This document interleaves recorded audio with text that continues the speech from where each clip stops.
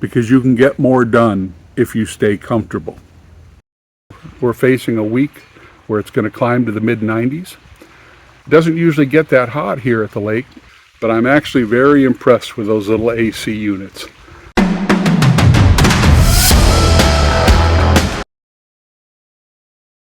Swamp coolers, or what some people call evaporative coolers, they vary a little bit, especially whether you make them yourself or you buy them pre-built like these. The technology's been around a long time. They used to be companies like Thermador, and they would make these products that look like a long cylinder, like a vacuum cleaner, and they'd hang them on the windows on the old cars, and driving the car would suck the air in. Thermador was a brand. You can check those out on eBay. They're not cheap though. Other companies made little console models that sat in your car down on the transmission hump, and you could put ice or chilled water in cold water. As the air blew over, usually there's a fan involved, but as the air blew over, it cooled the space around you. It was like early air conditioning. These little Arctic Air units, and the other brands, there are lots of brands, but they're very compact. So you literally find a place to plug them in, and you open the little side door, you dump in, Rose likes to put in ice, you turn them on. They have a built-in fan. That's how simple they are. You watch the water level in the reservoir. When it gets down, you add some more ice or water. And they do a pretty good job of dropping the temperature. Simplistic. Ours even have some cool nightlight features. Now this little guy is made by Arctic Air. What you do is you just simply load the side container. Rose likes to put ice in there rather than just cold water. And you turn it on. Now it's got a multi-speed fan. One of the downsides is the fan makes noise. But you can see that the whole unit isn't much bigger than my hand. Right? Smaller than a toaster. There's my toaster. There's my Arctic Air. We find that one of these little units does a pretty good job cooling the living room when it's up in the 90s, as long as we block out the sun coming in through the windows. When it hit 113, we used 2 of them. This summer so far, we've had several weeks in the 90s, and we've only used the one. What I prefer to do is simply put another unit online in another room. I'm not one to jump on the bandwagon as soon as something new is introduced, especially on those, those TV info commercials. But like I mentioned, these began appearing a few years ago, and I probably wouldn't have ordered them online to try them out, but they started appearing in the auctions. So for what I paid for them, it's like, well, I'm going to give these a try. And I've been very, very impressed with them. When a reseller talks about comfort, it can mean a few different things. It could mean financial stability, being able to work for yourself, being able to work in leisure clothes at home, or in a space you control and you can wear whatever dress code you want to. For me, often when we talk comfort, I'm talking about environmental conditions.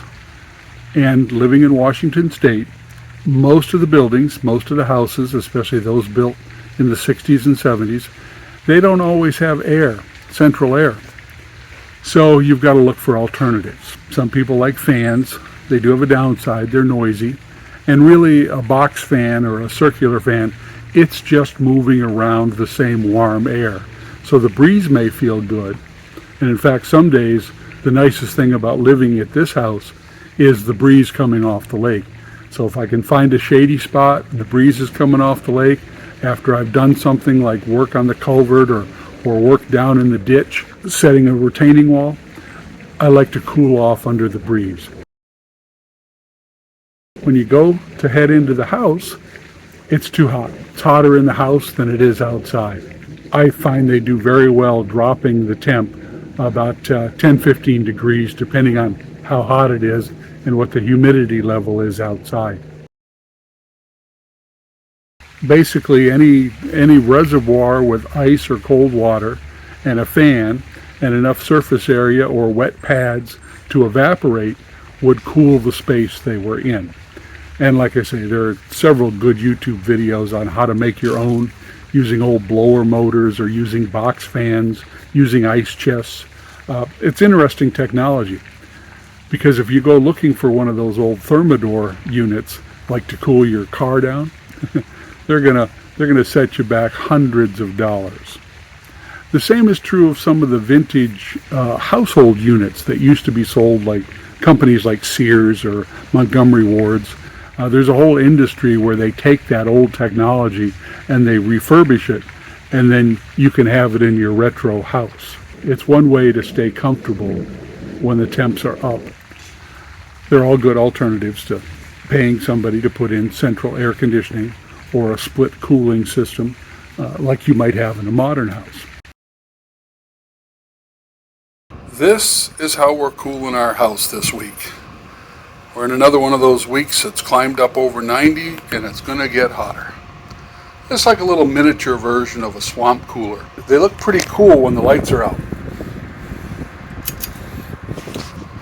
Look at that.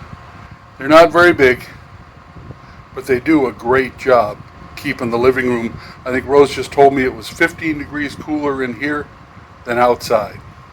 And I tell you, I think I only paid probably $12 a piece for them, plus auction commission fees, and so far they've been worth every penny. This is the second summer we've been using them, and if we put a circular fan near them, it blows the air around the house even more. I agree with Rose. It's 15 degrees cooler in there than it is out here. When it gets even hotter, we break out a second one of those little swamp coolers, because Washington State, where we live, is one of those areas where we don't need a lot of air conditioning. We don't have central air. Most of the houses lack it. But this is a real good retrofit idea. I saw my first swamp cooler when I was a kid, and it was literally a big galvanized pail, the wash tub size, with a ice block in the middle of it and a fan, one of those old green fans, spinning behind it, blowing that evaporative air all over the room that people were hanging out in, trying to stay cool. Some people make them. They literally just take wet pads, a box fan, and some container that can hold the water. As the water goes by and evaporates, the fan then blows the cool air. Now, they don't work in every climate, and they don't work in every situation. It has to do with your humidity in the air. One of the things I said earlier at the opening, if you can stay comfortable, you can be more productive. Comfortable clothes, comfortable environmental conditions.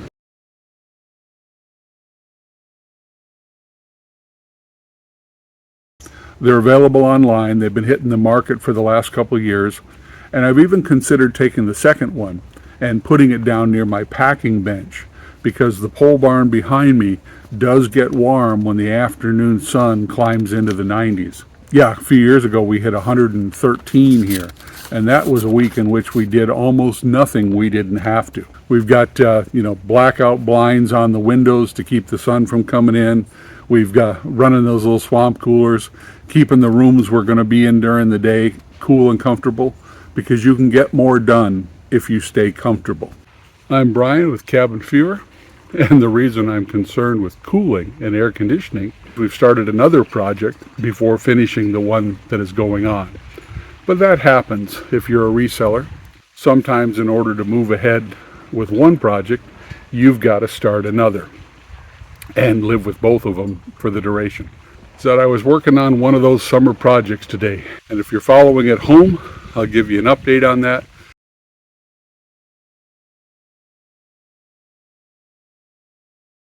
So go for a little bit of walk, and then we'll turn my attention to something else. Packages were out this morning. It's Saturday. I don't have to pack tomorrow, but maybe I'll get some listing done. Or maybe I'll just relax on the lake with a cold drink.